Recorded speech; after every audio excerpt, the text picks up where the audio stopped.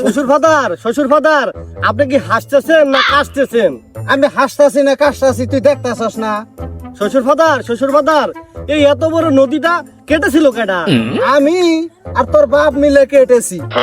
তো এত মাটি রেখেছিলেন কোনে? তোর বাপ আর আমি চাবাইয়া খাইছি। এ দাঁতে কিস কিস করছে না? এই আর একটা কথা কইলে কিন্তু তুই বুঝিস। শ্বশুর আব্বা আপনি কি বিয়ে করেছেন? আরে আমি যদি বিয়া না করলাম তোর কাছে বিয়া দিলাম কেমনে? আপনার কোনো ছেলে মেয়ে হয় নাই?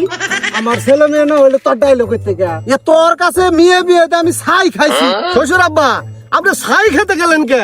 আমার কাছে ফোন করলে তো আমি 100 টাকা চাল পান্থা ভাত পাঠিয়ে দিতাম। এ আর একটা কথা কইলে তোর বাইরে দাঁত ভাঙ্গা হলাম। দাঁত দেখে ফেলে আমি শ্বশুর বাড়িতে গুস্ত খাবো নি কিবা করি? আমার এতক্ষণ যাই কইছস আর পেছাল পারিস না।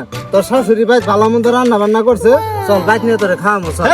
খালি আমারে দোষ তোমার মেয়ে খালি আমার কাছে টাকা চা, আজ 1000 কাল 2000 পরে 5000 পরে 20000 খালি টাকা চা।